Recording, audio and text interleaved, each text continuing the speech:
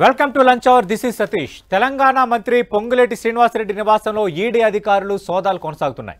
ఉదయం నుంచి జూబ్లీ హిల్స్లోని ఆయన నివాసంలో 16 చోట్ల తనిఖీలు చేస్తున్నారు. 3 బోగస్ కంపెనీల ద్వారా 650 కోట్ల రూపాయల మేర టీడీఎస్లో అవకతవకలకు పాల్పడ్డారని పొంగులేటి కుటుంబంపై ఆరోపణలున్నాయి. ఈ నేపథ్యంలోనే ఆయన కంపెనీల్లోనూ ఇళ్లల్లోనూ సోదాలు జరుగుతున్నాయి. కాంగ్రెస్ పాలిత రాష్ట్రాలపై కక్ష సాధింపు అని హస్తనేతలంటుంటే పొంగులేటిపై గతంలోనూ సోదాలు జరిగాయంటోంది బీజేపీ.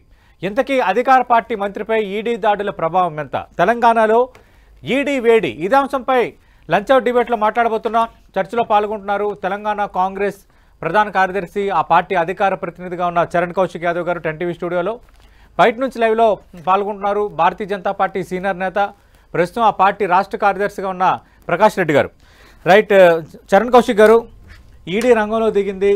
మీ పార్టీకి సంబంధించిన నేత, మీ పార్టీలో కీలక శాఖలు నిర్వహిస్తున్న మంత్రి పొంగులేటి శ్రీనివాసరెడ్డి ఆయన నివాసంతో పాటు 16 చోట్ల ఏకకాలంలో ఈడీ సోదాలు నిర్వహిస్తోంది.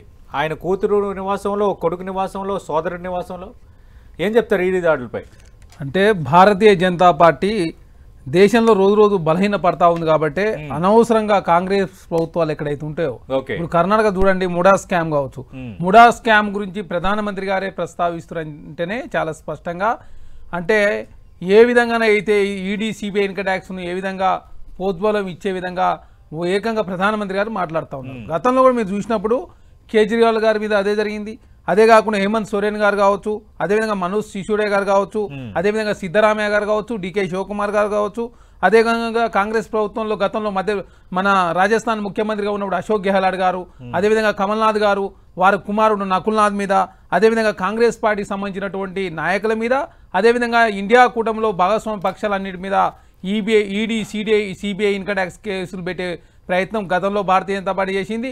ఇప్పుడు కూడా ఎందుకంటే కాంగ్రెస్ ప్రభుత్వం అధికారుల రాష్ట్రాల్లో కాంగ్రెస్ ప్రభుత్వాలను బలహీనపరచాలనే ఒక దురుద్దేశంతో ఈ దాడులు జరుగుతున్నాయి చాలా స్పష్టంగా కనపడతాం. ఎందుకంటే ముడా స్కామ్ గురించి ప్రధానమంత్రి గారు మాట్లాడినట్టే చాలా స్పష్టంగా ఈడీ సిబిఐ ఇన్కమ్ ట్యాక్స్ కు ఆదేశాలు ఇచ్చినట్టుగానే వారి స్టేట్మెంట్ కనపడతాం. ఎందుకంటే ఒక ప్రధానమంత్రి స్థాయి అధికారి ఈడీ సిబిఐ ఇన్కమ్ ట్యాక్స్ కేసుల గురించి వారు ప్రస్తావిస్తున్నారనే చాలా స్పష్టంగా ఇప్పుడు రేపు జరగబోయే మన హర్యానా ఎలక్షన్స్ కావచ్చు, అదేవిధంగా జమ్మూ కాశ్మీర్ ఎలక్షన్లో ఖచ్చితంగా భారతీయ జనతా పార్టీ ఓటమి దిశగా ప్రయాణిస్తుంది కాబట్టి, ఇండియా కూడా బలపడతా ఉంది కాబట్టి బలహీనపరిచే దానిలో భాగంగా తెలంగాణ రాష్ట్రంలో కాంగ్రెస్ ప్రభుత్వం చాలా అద్భుత ప్రజారంజక పాలన అందిస్తూ ఉంటే బలహీనపరిచే ప్రయత్నంలో భాగంగా మా మంత్రి పొంగులేటి శ్రీనివాసరెడ్డి గారి ఇంటి మీద దాడులు జరిగినట్టు చాలా స్పష్టంగా కనపడతా ఉంది. అంటే మిమ్మల్ని బలహీనపరిస్తే భారతీయ జనతా పార్టీకి ఏమొస్తుంది? ఆల్రెడీ మీ ముఖ్యమంత్రి కేంద్రంతో సత్సంబంధాలు నిలుపుతున్నారన్న చర్చ బలంగా ఉంది.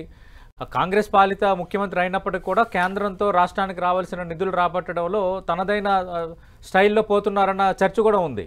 ఇలాంటప్పుడు మీ మీద కక్ష కట్టాల్సిన అవసరం, ఇక్కడ మిమ్మల్ని బలహీనపరచాల్సిన అవసరం భారతీయ జనతా పార్టీకి ఏంటి? అంటే భారతీయ జనతా పార్టీ రీసెంట్గా రామ్నాథ్ కోవింద్ గారు ఇచ్చినటువంటి ఏదైతే జమిలీ ఎలక్షన్ల రిపోర్ట్ను కేంద్ర కేబినెట్ ఆమోదం తెలిపింది. ఇప్పుడు ఆ విషయంలో పార్లమెంట్లో చట్టం చేయాల్సిన 2/3 లేదు 50% రాష్ట్రాలు ఒప్పుకుండా ఇవన్నీ కూడా జరగబోతాయి. ఎందుకంటే 4వసారి ఖచ్చితంగా కేంద్రంలో భారతీయ జనతా పార్టీ అధికారం రావాలంటే ఖచ్చితంగా జమిలీ ఎలక్షన్లు అనివార్యం అని చెప్పేసి భారతీయ జనతా పార్టీ గ్రహించి జమిలీ ఎలక్షన్లు బిల్లు పాస్ చేయించుకోవాలంటే ఖచ్చితంగా ప్రతిపక్ష పార్టీలు బలహీనపరిచి ఎన్డీఏ సైడ్ ఉన్నటువంటి పార్టీలను ఒప్పించుకునే ప్రయత్నంలో భాగంగా ప్రతిపక్ష పార్టీ మీద దాడులు చేసినట్లయితే ఎన్డీఏ కూటమి సైడు ఎవరైతే ఉన్నారో వారు కూడా మద్దతు తీసుకునే ప్రయత్నంలో భాగంగా ప్రాంతీయ పార్టీలు దీనికి నష్టం కాబట్టి ప్రాంతీయ పార్టీలు ఒప్పుకునే పరిస్థితి ఉండదు కాబట్టి వారిని వారిని లోపరుచుకోవాలంటే ఖచ్చితంగా ఇట్లాంటి ప్రయత్నం చేయాలని చెప్పేసి భారతీయ జనతా పార్టీ చాలా స్పష్టంగా వ్యూహంలో భాగంగా ముందుకు పోతున్నట్టు చాలా స్పష్టంగా కనపడతా ఉంది. అదే కాకుండా తెలంగాణ రాష్ట్రం దేశంలో రాజకీయాలను కూడా మా ముఖ్యమంత్రి గారు చాలా స్పష్టంగా దేశంలో భారతీయ జనతా పార్టీ తెలంగాణ రాష్ట్రం జరిగిన అన్యాయం కావచ్చు, దేశంలో భారతీయ జనతా పార్టీ అధికారులకు వచ్చి ఏం చేస్తూ ఉందనే విషయాన్ని ఎప్పటికప్పుడు ప్రజలకు వివరించే ప్రయత్నం తెలంగాణ రాష్ట్రం చేస్తూ ఉంది. కాబట్టి అట్లాంటి ప్రభుత్వాన్ని బలహీనపరచాలని చెప్పి ఒక దురుద్దేశంతో కర్ణాటక రాష్ట్రంలో కావచ్చు, తెలంగాణ రాష్ట్రంలో కాంగ్రెస్ ప్రభుత్వం బలంగా ఉన్నటువంటి 2 రాష్ట్రాల్లో కొంత కాంగ్రెస్ ప్రభుత్వాన్ని బలహీనపరిచినట్లయితే, అదేవిధంగా హర్యానా కావచ్చు, జమ్మూ కాశ్మీర్లో ప్రజలంతా కూడా కొంత ఆలోచన చేసి కాంగ్రెస్ పార్టీ సైడు కాంగ్రెస్ ప్రభుత్వాలు అక్కడ స్కాములు జరుగుతాయి, అదేవిధంగా ఈడీ సిబిఐ దాడులు జరుగుతున్నాయంటే అక్కడ ప్రభుత్వాలు ఖచ్చితంగా స్కాములు చేస్తున్నాయి కాబట్టి అట్లాంటి ప్రభుత్వాలకు ఓట్లు వేద్దనే దానిలో భాగంగా చాలా స్పష్టంగా ఈ దాడులు చేపిస్తున్నట్టు కనపడతా ఉంది. అంటే సరే, ఇప్పుడు పొంగులేటి శ్రీనివాసరెడ్డిని టార్గెట్ చేశారు. ఆయన కాంగ్రెస్ పార్టీ మంత్రిగా ఉన్నారు కాబట్టి కాంగ్రెస్ పార్టీ పైన ఈడీని ఉసుగొలుపుతోంది భారతీయ జనతా పార్టీ అనేది మీది ఒక విమర్శ, రాజకీయ విమర్శ. మరి ఎన్నికల సమయంలో కూడా మీరు అధికారంలో రావడానికి ముందు కూడా పొంగులేటి శ్రీనివాసరెడ్డి ఇంటిపైన ఈడీ ఐటీ దాడులు జరిగాయి. మరి దానికి సమాధానం ఏంటి? అప్పుడు పొంగులేటి శ్రీనివాసరెడ్డి గారిని భారతీయ జనతా పార్టీలో తీసుకోవడం కోసం వారు ప్రయత్నం చేస్తే వారు రాకపోవడంతో వారి ఇంటి మీద ఆనాడు ఇన్కమ్ ట్యాక్స్ దాడులు జరిగినాయి. అదేవిధంగా ఈడీ కూడా ఎంటర్ అయింది. అదే కాకుండా మీరు గతంలో చూసి 2024 ఎలక్షన్ల ముందు దేశంలో ఇండియా కూటమిలో ఏ పార్టీలు అయితే ఉన్నాయో, ఇండియా కూటమే కావచ్చు, అదే కాంగ్రెస్ పార్టీలో ఉన్నటువంటి అందరి మీద ఈడీ, సిబిఐ, ఇన్కమ్ ట్యాక్స్ సంస్థలు వచ్చిన తర్వాత భారతీయ జనతా పార్టీ లోపరుచుకునే ప్రయత్నం, అదేవిధంగా వారితో పొత్తులు పెట్టుకునే ప్రయత్నం జరిగింది. ఎందుకంటే చూడండి, మీ కర్ణాటకలో కూడా జేడీఎస్తో పొత్తు పెట్టుకురు, అదేవిధంగా బీహార్లో కూడా జేడీయూ ఇండియా కూటమి సైడ్ ఉంటే వారిని కూడా చీల్చి వారు ఏ విధంగా ఎన్డీఏలో కలుపురు ఆనాడు సందర్భం చూసినాం. కాబట్టి భారతీయ జనతా పార్టీ ఎంతసేపు ఈడీ, సిబిఐ, ఇన్కమ్ ట్యాక్స్ను అడ్డవో వాడుతూ దేశంలో ప్రతిపక్ష పార్టీ బలహీన పరిచయం ప్రయత్నంలో భాగంగా మహారాష్ట్రలో మనం చూసిన ఎన్సీపీని చేసిరు, శివసేనలు చేసిరు. అదేవిధంగా భారతీయ జనతా పార్టీలో పోకముందు చాలా మంది మీద కేసులు, తెలుగు రాష్ట్రాల సీఎం రమేష్ గారు కావచ్చు, సుజనా చౌదరి గారు కావచ్చు, టీజీ వెంకటేష్ గారి మీద కేసులు అయినా కూడా భారతీయ జనతా పార్టీలో పోయిన తర్వాత ఆ కేసులు ఏమైందో తెలియని పరిస్థితి. కాబట్టి దేశంలో ఇప్పుడు జరగబోయే రాష్ట్రాల్లో భారతీయ జనతా పార్టీ బలహీన పడ్డది. కేకే సంస్థ చాలా స్పష్టంగా చెప్పింది, రేపు జరగబోయే అసెంబ్లీ ఎలక్షన్ లో భారతీయ జనతా పార్టీ గుండు గుత్తగా హర్యానా కావచ్చు, మహారాష్ట్రలో కావచ్చు, జమ్మూ కాశ్మీర్ కావచ్చు, జార్ఖండ్ లో కూడా ఓడిపోతుందని చెప్పడంతో కొంత ప్రతిపక్ష బలహీన పరిచే దానిలో భాగంగా ఈ దాడులు జరుగుతున్నా చాలా స్పష్టంగా కనపడతాం. రైట్. ప్రస్తుతం డిబేట్ లో జాయిన్ అవుతున్నారు బీజేపీ సీనియర్ నేత, ప్రస్తుతం ఆ పార్టీ రాష్ట్ర కార్యదర్శిగా ఉన్న ప్రకాష్ రెడ్డి గారు. ప్రకాష్ రెడ్డి గారు, కాంగ్రెస్ పార్టీ పైన భారతీయ జనతా పార్టీ కన్నుగిట్టింది. కర్ణాటకలో మొడా స్కాము, ఇక్కడ కూడా ఇంకా తెలంగాణలో కూడా మేము బలంగా ఉన్నాం కాబట్టి ప్రజా ఆదరణ రోజు రోజుకు పెరుగుతుంది కాబట్టి ఇక్కడ బలహీనపరచాలి, ఇదే టార్గెట్.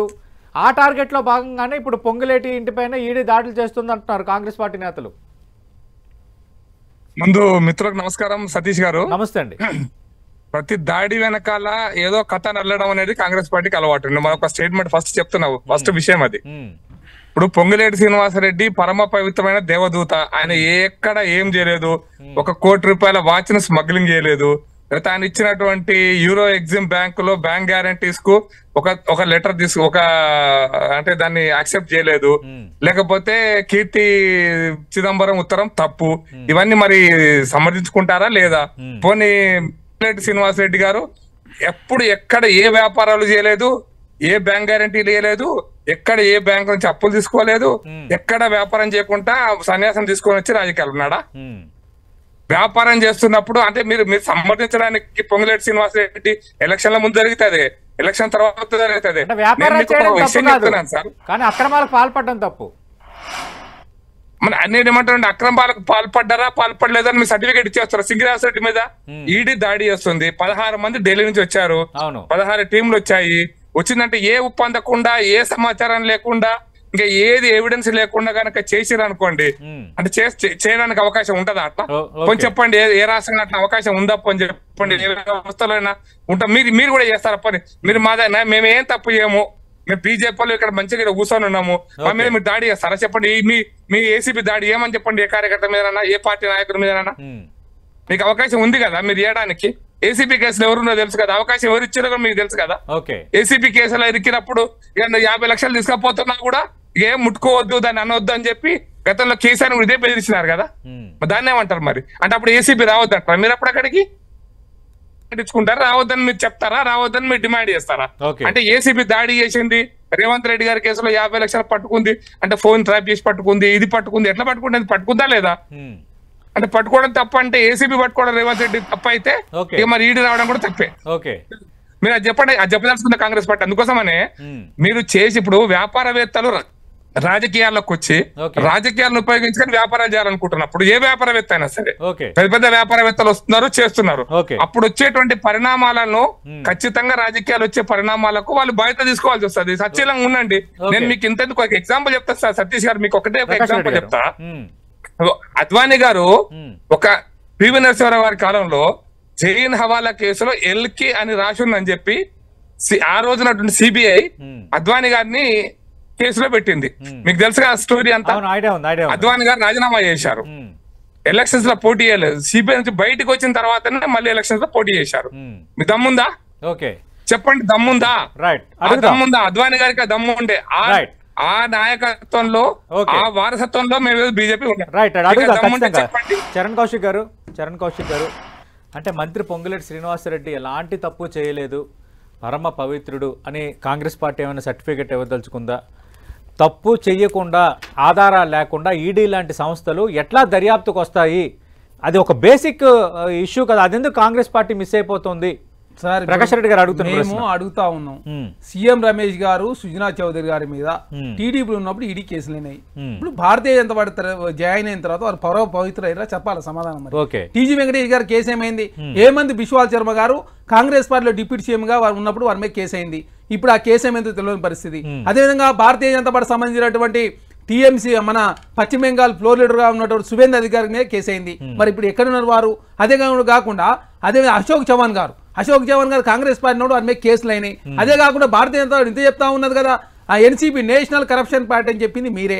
70 ఏళ్ళ కుంభకోణం చేసిన అజిత్ పవార్ ఉరిదీయాలని చెప్పింది మీరు. అట్లాంటి వ్యక్తిని తీసుకొచ్చి మీరు ఆర్థిక శాఖ ఇచ్చిన తర్వాత Bharatiya Janata party ED CBI income tax స్వచ్ఛందంగా పనిచేస్తుందని చెప్పి ఎవరైనా నమ్ముతురా? దేశంలో ఎవరు నమ్మతలేరు కదా. భారతీయ జనతా పార్టీ మీద భారతీయ జనతా పార్టీ ఏ రాష్ట్రం కన్నా ఎంటర్ అయ్యేటప్పుడు ఖచ్చితంగా ఈడీ ఇన్కమ్ ట్యాక్స్ సిబిఐ ముందు వస్తుంది, తర్వాత నరేంద్ర మోడీ గారు అమిత్ షా గారు వస్తారని చెప్పేసి దేశ ప్రజలంతా కూడా అనుకుంటా ఉన్నారు. ఇవాళ అనుకున్నది కాదు. ఈ 15 సంవత్సరాల కాలంలో ఎంతమంది మీరు కేసులు పెట్టి నేను అదే అడుగుతున్నా. అంటే పొంగులేటి శ్రీనివాసరెడ్డికి క్లీన్ యూ సర్టిఫికేట్ ఏమైనా కాంగ్రెస్ పార్టీ ఇచ్చేస్తోందా? 650 కోట్ల టీడీఎస్ స్కామ్ లో పొంగులేటి కుటుంబం ఉంది. 6 నెలల కిందటే కేసు నమోదు చేసింది ఈడీ. 3 బోగస్ కంపెనీల ద్వారా టీడీఎస్ లో అవకతవకలకు పాల్పడినట్టుగా ప్రధానమైన ఆరోపణ. ఇన్ని ఉన్నాయి. సరే, ఇప్పుడు వద్దున్న దర్యాప్తులో తేలుతుంది. అవేమీ తేలకుండానే శ్రీనివాసరెడ్డి పవిత్రుడు, సచ్చీలుడు, ఏం తప్పు చేయకుండానే భారతీయ జనతా పార్టీ రాజకీయంగా ఆయన టార్గెట్ చేస్తుందా అని అంటారు కాంగ్రెస్ నేతలు. ఇప్పుడు శ్రీనివాసరెడ్డి గారి కంపెనీల మీద చేసి తప్పలేదు. శ్రీనివాసరెడ్డి గారు కాంగ్రెస్ మంత్రి అని చెప్పేసి కాంగ్రెస్ ప్రభుత్వాన్ని బలహీనపరిచే ప్రయత్నం చేసినప్పుడు మాత్రమే కాంగ్రెస్ పార్టీకి మేము అడుగుతా ఉన్నాం తప్ప శ్రీనివాసరెడ్డి గారు ఇంకోరు వ్యాపారాలు చేసుకున్న దానికి వీరికి ఈడీ సిబిఐ ఇన్కమ్ ట్యాక్స్ పోతే మేము ఎక్కడే మాట్లాడతలేము. ఎందుకంటే భారతీయ జనతా పార్టీ దురుద్దేశం. అరే, ఒక ప్రధానమంత్రి గారు ముడా స్కామ్ గురించి, ఒక ముఖ్యమంత్రి ముడా స్కామ్ సంబంధించి పెద్ద వ్యవహారం కూడా కాదు, 1000 కోట్ల స్కామ్ చేసిన వాళ్ళు నరేంద్ర మోడీ గారు ప్రధానమంత్రి అయిన దేశాన్ని విడిచిపెట్టి విదేశాల్లో ఎదేచే ఉన్నారు. మైసూర్ అర్బన్ డెవలప్మెంట్ ఓన్లీ 4 ప్లాట్లకు సంబంధించిన వ్యవహారాన్ని పెద్ద బూజుగా చూపిస్తూ ఏకంగా సిద్ధరామయ్య గారు తప్పు చేసినట్టుగా, కాంగ్రెస్ ప్రభుత్వం తప్పు చేసినట్టుగా, కాంగ్రెస్ ప్రభుత్వాలు ఎక్కడైతే ఉంటాయో అక్కడ స్కాములు జరుగుతాయని చెప్పే ప్రయత్నం భారతదేశ ప్రజలకు వివరించే ప్రయత్నంలో భాగంగా ఈ రోజు తెలంగాణ రాష్ట్రంలో మా మంత్రి గారి మీద దాడులు జరిగినట్టు చాలా స్పష్టంగా కనబడతా ఉంది. ఎందుకంటే హర్యానాలో, జమ్మూ కాశ్మీర్లో భారతీయ జనతా ఓడిపోతుంది కాబట్టి అక్కడ ప్రజల్లో భయభ్రాంతులు గురి చేసే ప్రయత్నం భారతీయ జనతా పార్టీ చేస్తున్నట్టు చాలా స్పష్టంగా కనబడతా ఉంది. అంటే అక్కడ ఓడిపోవడానికి ఇక్కడ పొంగులేటి శ్రీనివాసరెడ్డిపై దాడికి సంబంధం ఏంటి సార్? ఇప్పుడు తెలంగాణ రాష్ట్రంలో కాంగ్రెస్ ప్రభుత్వం అధికారులు ఉంది. అక్కడ ఉన్నటువంటి ఒక మంత్రి అంటే కాంగ్రెస్ ప్రభుత్వంలో ఉన్న మంత్రులు, ముఖ్యమంత్రులు తప్పు చేస్తారని చెప్పేసి దేశ ప్రజల గురించే ప్రయత్నం భారతీయ జనతా పార్టీ చేస్తుంది. దానితోటి ప్రజల్లో గందరగోళం క్రియేట్ అయ్యి కాంగ్రెస్ ప్రభుత్వానికి ఇండియా కూటమి ఓట్లు వేయకుండా చేసుకునే ప్రయత్నంలో భాగంగా భారతీయ జనతా పార్టీ ముందుకు పోతున్నట్టు చాలా స్పష్టంగా కనబడుతుంది. ఎందుకంటే మీరు చూసిన కేకే సరే చాలా స్పష్టంగా చెప్పారు, 5 రాష్ట్రాల్లో భారతీయ జనతా పార్టీ ఘోర పరాభవం దిశగా పోతుంది కాబట్టి జమిలీ ఎలక్షన్ అని చెప్పేసి మరొకసారి ముందుకు వచ్చే ప్రయత్నం భారతీయ జనతా పార్టీ చేస్తున్నట్టుగా చాలా స్పష్టంగా కనబడతా ఉంది. రైట్. ప్రకాష్ రెడ్డి గారు, అంటే కాంగ్రెస్ పార్టీ అధికారంలో ఉన్న ప్రామినెంట్ స్టేట్స్ లో తెలంగాణ, కర్ణాటక ఉన్నాయి. ఆల్రెడీ కర్ణాటకలో ఈ మైసూర్ అర్బన్ డెవలప్మెంట్ అథారిటీ స్కామ్కి సంబంధించి నేరుగా ప్రధాని మాట్లాడారు. అంటే ప్రధాని మాట్లాడడం అంటే ఏజెన్సీ సంస్థలకు ఒక సిగ్నల్ ఇవ్వటమే. ఇది చరణ్ కౌశిక్ గారు ప్రస్తావిస్తున్న అంశం ఒకటి. రెండోది, ఈ 2 రాష్ట్రాల్లో కాంగ్రెస్ పార్టీ ఉంది కాబట్టి, ఈ 2 రాష్ట్రాలపైన కాంగ్రెస్ పార్టీ ఆధారపడి ఉంది కాబట్టి ఇక్కడ కూడా చిన్నాభిన్నం చేయాలి, ఇక్కడ కూడా డిస్టర్బెన్స్ చేయాలి, ఇక్కడ కూడా నాయకుల్ని భయపెట్టాలి. ఇది భారతీయ జనతా పార్టీ ప్లాన్ అంటున్నారు. ఇప్పుడు నేను ఒక విషయం చెప్పదలుచుకున్నాను సార్. ఇప్పుడు వారి పేర్లు చెప్పారు, TG Venkatesh, CM Ramesh, Sujana Chowdary, Kavuri Sambasivarao. Hello, మాట్లాడండి. అసలు కావూరి సాంబశివరావు. ఇంకొక పేర్లు చెప్పాడు, అది అశోక్ చౌహాన్. ఎవరి మీదనైనా కేసు ఎత్తేసారా? ముందు చెప్పండి, ఎవరి మీదనైనా సరే. ఒకటి, నెంబర్ 1. నెంబర్ 2, నేనేమంటున్నానంటే ఇప్పుడు తెలంగాణ రాష్ట్రంలో రేవంత్ రెడ్డి గారిది 50 లక్షల రూపాయల కేసు, అంతే కదా? కన్వర్జేషన్ ఏం జరిగిందో జరిగింది. ఇప్పటిదాకా ఎందుకు ట్రయల్ కు రాలేదు కేసు? బీఆర్ఎస్ కాంగ్రెస్ కుమ్మక్కై రాలేదా ట్రయల్ కి? 9 సంవత్సరాలు గడిచిపోయిన సతీష్ గారు ఇప్పటికి ట్రయల్ కే రాలేదు. ఇప్పుడు ఇంకా ACB court, high court, supreme court ఇక పోయేసరికి ఇంకో 20 ఏళ్ళు, ఇంతే కదా? అంటే ఒక కోర్టులో ఉన్నటువంటి కేసులను మాఫీ చేశారు, కేసులో ఉన్న కోర్టులో ఉన్న కేసును రద్దు చేశారు. జగన్మోహన్ రెడ్డి కేసులు ఎవరు రద్దు చేశారు? మరి ఎవరు మేము రద్దు చేశామా? రద్దు అయిపోయింది. అప్పుడు జగన్మోహన్ రెడ్డి కేసులు ఏమన్నా చెప్పండి పోని. అయితే అంతేందుకు పివి నరసింహారావు గారి మీద కేసులు పెట్టింది మేమా? పివి నరసింహారావు ప్రధానమంత్రిగా కటకటాలో వెనుకబెట్టినట్టు దేవేగౌడ గారు వారి కాంగ్రెస్ మద్దతు ఉన్నటువంటి ప్రభుత్వమే కదా, ఫ్రంట్ ప్రభుత్వం కదా. మరి ఎవరు పెట్టారు? ఎట్లా పెట్టారు? అంతేందుకంటే నేను ఎందుకు చెప్తున్నా అంటే ఇవన్నీ కూడా దర్యాప్తు సంస్థలు మరి గతంలో కూడా కాంగ్రెస్ పాలనలో దర్యాప్తు సంస్థలు కూడా నేను ఎందుకు ఈ చర్చ మొత్తం ఎందుకు వస్తుందంటే మీరు అధికారంలో ఉన్న 50 సంవత్సరాలు ఏం చేశారో అది ఇప్పుడున్న ప్రభుత్వం చేస్తుందనే భ్రమలలో వాళ్ళు ఉన్నారు. ఎందుకంటే వాళ్ళు చేశారు కదా, అలవాటు అయిపోయిన పని కదా, అలవాటు ఇప్పుడు జరుగుతుంది కూడా అదే అనేటువంటి భ్రమలలో వాళ్ళు ఉన్నారు కాబట్టి ఇటువంటి వస్తుంది. పక్కా చెప్తున్నాను, ఏ ఒక్కరిని కూడా అది బీజేపీయా కాంగ్రెస్ దేశాన్ని విడిచి పారిపోయినారు. సంతోషకరం, చాలా అద్భుతమైన మాట. కానీ అప్పిచ్చింది మాత్రం మేము, పోనీకి మాత్రం అలవ చేసింది వీళ్ళు. విజయ మల్య కేసు అదే కదండి. మీరు అప్పిచ్చే మీ కాలంలో అప్పులు ఎవరు ఇచ్చారు? దొంగలకు ఎవరు అప్పిచ్చారు? నిరవమడి మీరు ఎవరు ఏ ఒక్క పేరైనది అండి. 2014 తర్వాత అప్పు తీసుకొని ఎగ్గొట్టిపోయిన వాళ్ళు ఎవరు? 2014 కంటే అప్పు ఏ డాక్యుమెంట్ లేకుండా అప్పిచ్చింది ఎవరికి? ఈ దొంగతనంలో భాగస్వామి ఎవరు? పంచుకొని మీరు ఇచ్చుకొని కాంగ్రెస్ పార్టీ ఇచ్చుకొని ఈ రోజు వాళ్ళు పారిపోతాడు విషయం అనేటువంటి మాట మాట్లాడడం అనేటువంటిది నవ్వుకుంటున్నారు ప్రజలను మాత్రం నేను అనుకుంటున్నా. అని అంటున్నా కూడా అది సీరియస్ గానే. కాబట్టి ఈ కేసులు ఎవ్వరి మీద కూడా రెండో విషయం, వీళ్ళెవరికైనా ఆర్డర్ కాంట్రాక్ట్లు ఇచ్చారు, వీళ్ళకి ఎవరికైనా అది చేశారు. ఇప్పుడు నేను ఒక చిన్న మంచి ఎగ్జాంపుల్ నేను సతీష్ గారు 18,000 కోట్ల రూపాయల స్కామ్ రాజగోపాల్ రెడ్డి కాంట్రాక్ట్ ఇచ్చింది బీజేపీ ప్రభుత్వం, మోడీ ప్రభుత్వం అని ఆరోపణ చేశారు. మరి ఇప్పుడు కాంగ్రెస్ పార్టీ కేసీఆర్ దీంట్లోకి రాగానే రాజగోపాల్ రెడ్డి గారు కాంగ్రెస్ పార్టీకి రాగానే సచివుడు అయిపోయింది. నేను ఇప్పుడు 18,000 కోట్లు కాంట్రాక్ట్ క్యాన్సిల్ అయింది.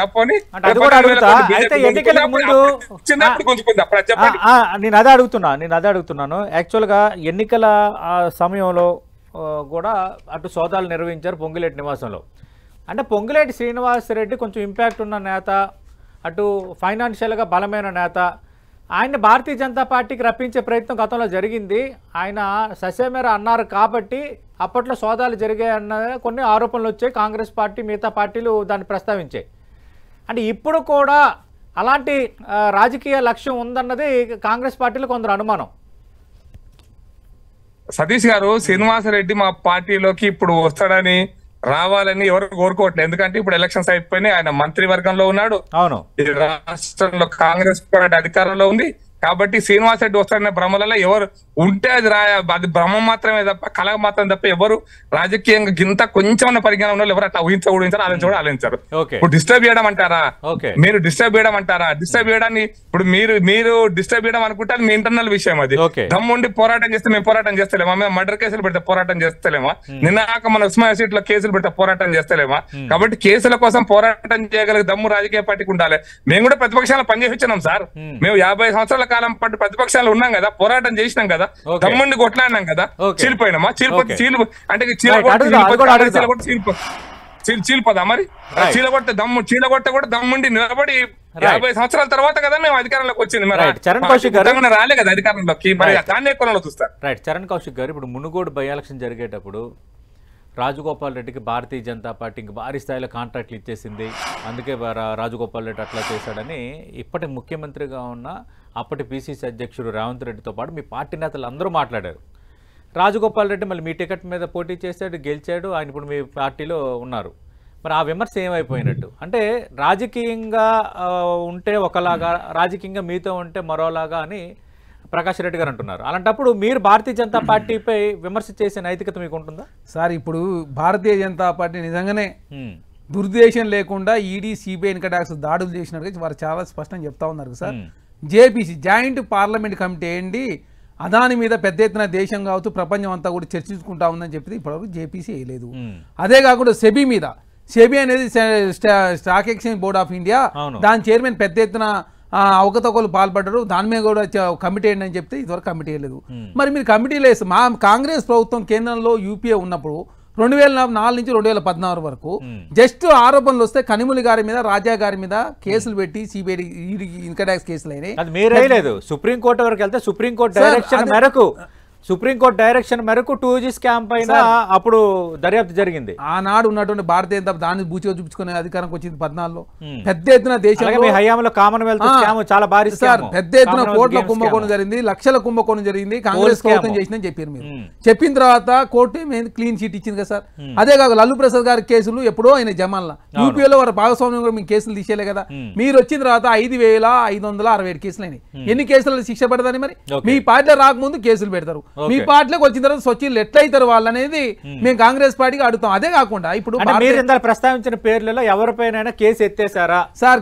ప్రకాష్ రెడ్డి గారు కేసులు ఎత్తేయలేదు, మరి కేసుల పురోగతి ఏది మీరు ఎందుకు పట్టించుకోవాలి? కాదు, నరేంద్ర మోడీ గారు ఇంత సచ్చీల్డ్ 10 సంవత్సరాల కాలం పాటు ప్రధానమంత్రి ఉన్నాడు, ఇప్పుడు 3వ ప్రధానమంత్రి కంటిన్యూ అవుతున్నాడు. మీరు వచ్చింది 0.5% ఎట్లా శిక్ష పడుతుంది? మీరు వచ్చిన తర్వాత ఎందుకు శిక్ష పడతలేదు? కేసులు పెట్టినంత ఈజీగా శిక్షలు ఎందుకు పడతలేదు అని చెప్పేసి మేము కాంగ్రెస్ పార్టీకి అడుగుతాం. ప్రకాష్ రెడ్డి గారు సరే, వాళ్ళు ఎవరిపైన కేసులు ఎత్తేసారని మీరు అడుగుతున్నారు, ఇందాక చరణ్ కౌశిక్ గారు ప్రస్తావించిన పేర్ల పైన. కానీ ఆ కేసుల పురోగతి ఏంటి అంటే భారతీయ జనతా పార్టీతో ఉంటే ఒకలాగా, భారతీయ జనతా పార్టీతో పొత్తు పెట్టుకుంటే ఒకలాగా, అలా కాకుండా ఎగ్నెస్ట్గా ఉంటే మరోలా, ఎగ్నెస్ట్గా ఉంటేనే ఆ కేసులు కొంచెం స్పీడ్ అవుతాయి, యాక్టివ్ అవుతాయి, లేదంటే ఆ కేసులు అలా స్తబ్దుగా ఉంటాయి. ప్రకాష్ గారు చెప్పండి సార్. దురదృష్టం ఏంటంటే భారతదేశంలో కాంగ్రెస్ పార్టీకి ఏ వ్యవస్థ మీద కూడా నమ్మకం లేదు. నిన్నగాక మొన్న ఒక వారం రోజుల కింద సుప్రీంకోర్టులో జడ్జిమెంట్ ఇచ్చింది జగదీశ్వర్ రెడ్డి గారి కేసులో. అవును, రేవంత్ రెడ్డి గారి ఏసీబీ కేసులో ఆయన ఇక్కడి నుంచి ట్రాన్స్ఫర్ చేయాలని రాజకీయంగా ఉపయోగించుకునే అవకాశం ఉంది, రాజకీయ ఒత్తిడి తెచ్చే అవకాశం ఉంది అని చెప్పి జగదీశ్వర్ రెడ్డి గారు సుప్రీంకోర్టులో కేసు వేశారు. ఈ కేసును తెలంగాణ హైకోర్టు కాకుండా బయట విచారించాలి, తెలంగాణ ఏసీబీ కాకుండా. దాని మీద సుప్రీంకోర్టు జడ్జిమెంట్ చెప్పింది, ఊహాజనితమైనటువంటి అంశాల ఆధారంగా ఏ వ్యక్తి విషయంలో కానీ ఏ వ్యవస్థ విషయంలో కూడా ప్రశ్నించకూడదు అన్నది. అవును, అంటే సుప్రీంకోర్టు జడ్జిమెంట్ అనేది తప్పుడు జడ్జిమెంట్, జడ్జిలకు బుద్ధి లేదు, జ్ఞానం లేదు అన్నావా? మీరు చెప్పండి. వారం రోజులకి అది కూడా కేసు ఏంది? రేవంత్ రెడ్డి కేసు. అవును, వేరే కేసు అయితే నేను ఎగ్జాంపుల్ ఇప్పుడు చెప్పను. రేవంత్ రెడ్డి కేసులో ఈ జడ్జిమెంట్ ను కాంగ్రెస్ వాళ్ళకి స్ఫూర్తి కాకుంటే వాళ్లకు రాజ్యాంగం పుస్తకం పట్టుకొని తిరగడం కాదు రోజు రాహుల్ గాంధీకి రాజ్యాంగం మీద నమ్మకం ఉంటే, న్యాయ వ్యవస్థ మీద నమ్మకం ఉంటే జడ్జిమెంట్ సుప్రీంకోర్టుని తప్పట్టడం లేదు. ఈడీ, సిబిఐ, ఐటీ ముగ్గురిని తప్పపడుతుంది.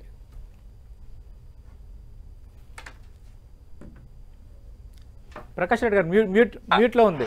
ఏసీబీ సంస్థకు తప్పుడు అంశాలు అంటగట్టొద్దని సుప్రీంకోర్టు జడ్జిమెంట్ ఇచ్చింది మొన్న. అవును, నేను ఇక్కడ ఏసీబీ తప్పు పడితే కేసు ఏసీబీలో ఉంది, రేవంత్ రెడ్డి గారి కేసు ఏసీబీలో ఉంది, తప్పు పడుతున్నామా? నేను ఏసీబీ ఎంత అయితే అవినీతి వ్యతిరేకంగా పనిచేస్తావు, సిబిఐ, ఈడీలు కూడా అదే పనిచేస్తాయి కదా. మరి దానికి దీనికి పోలిక లేదంటావా?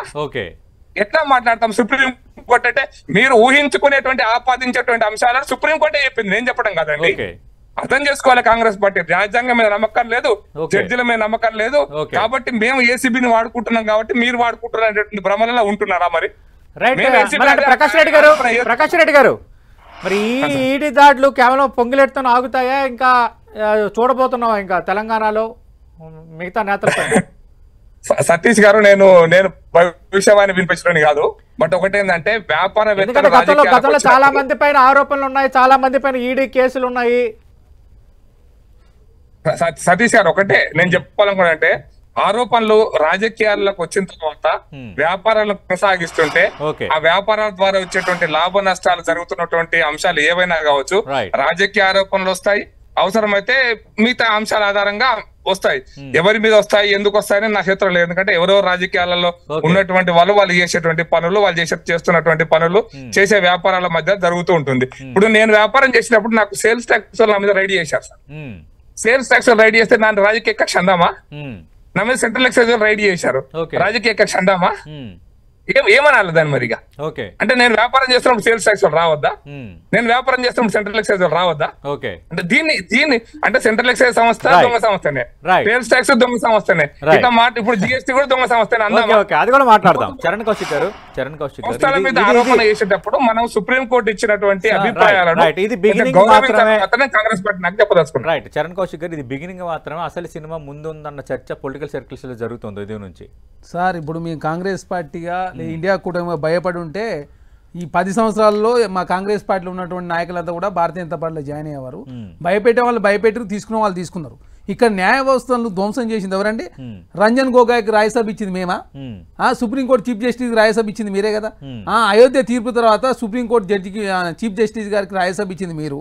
మొన్న చంద్రచూడ్ గారు వినాయక చవితికి సంబంధించినటువంటి కార్యక్రమం వాళ్ళ ఇంట్లో పూజ ఏర్పాటు చేసుకుంటే ఆ పూజకు పోయింది ప్రధానమంత్రి గారు. న్యాయ వ్యవస్థల మీద ఇట్లాంటి చేయబట్టే న్యాయ వ్యవస్థల మీద ఉన్న నమ్మకం పోతా ఉంది. కాంగ్రెస్ ప్రభుత్వం ఏనాడు జడ్జీలను లేకపోతే చీఫ్ జస్టిస్ తీసుకొచ్చి రాజ్యసభ మేము పంపించలేదు. అదే కాకుండా చీఫ్ జస్టిస్ గారికి సంబంధించినటువంటి వారి ఇంట్లో వారి పర్సనల్ గా చేసుకున్నటువంటి ఒక దేవుని కార్యక్రమానికి పోయి అంటే ప్రజలకు ఏం ఇండికేషన్ ఇస్తా ఉన్నారు? చీఫ్ జస్టిస్ ప్రధానమంత్రి అంతా ఒకటని చెప్పే ప్రయత్నమా? ప్రకాష్ రెడ్డి గారు మాట్లాడండి. ఎమర్జెన్సీ కాలంలో జడ్జిమెంట్ ఇచ్చిన జడ్జీలు ఏడున్నారో ఒక్కసారి కనుక్కోవాలి సార్. ఓకే, వాళ్ళకి జరిగిన పరిణామం ఏందో అప్పుడు పేపర్ మర్చిపోతే ఎట్లా? మీరు అధికారంలో అప్పుడు ఎమర్జెన్సీ ఇందిరాగాంధీ ఎమర్జెన్సీ ఆమె విషయంలో ఇచ్చినటువంటి జడ్జెస్ అంతా ఎక్కడున్నారు, ఏం చేస్తున్నారు, ఏం చేసింది ఇందిరాగాంధీ? ఎట్లా సార్ ఎట్లా సార్ అంత అద్భుతంగా మాట్లాడారు? థ్యాంక్ యూ ప్రకాష్ రెడ్డి గారు, థ్యాంక్ యూ చరణ్ కౌశిక్ గారు. అటు తెలంగాణలో ఈడీ హీట్ మళ్ళీ మొదలైనట్టుగా కనిపిస్తోంది. అటు కాంగ్రెస్ ప్రభుత్వంలో కీలక నేత కీలక శాఖలకు మంత్రిగా ఉన్న పొంగులేటి శ్రీనివాసరెడ్డి ఇంటిపైన మరో 16 చోట్ల ఏకకాలంలో సోదాలు నిర్వహించడం ఇప్పుడు హాట్ టాపిక్గా మారింది. ఇది బిగినింగ్ మాత్రమే, అసలు సినిమా ముందుందని పొలిటికల్ సైన్స్లో చర్చ జరుగుతున్న నేపథ్యంలో అటు కర్ణాటకలో ముడా స్కామ్కు సంబంధించి కొంత అది అగ్గి రేపుతోంది. స్వయాన ప్రధానమంత్రి ముడా స్కామ్ ప్రస్తావన తెచ్చిన నేపథ్యం ఒకవైపు, అలాగే కాంగ్రెస్ పార్టీ అధికారంలో ఉన్న మరో ప్రామినెంట్ స్టేట్ తెలంగాణలో ఈరోజు ఏకంగా కీలక మంత్రికి సంబంధించి ఈడీ రంగంలో దిగిన నేపథ్యంలో అసలు ఈ పరిణామాలు ఎక్కడి వరకు దారితీయబోతున్న ఒక చర్చ కాంగ్రెస్లో జరుగుతోంది. చూద్దాం రాజకీయంగా దీని ఇంపాక్ట్ ఎలా ఉండబోతుందో. ఇది వాటి లంచ్ అవర్.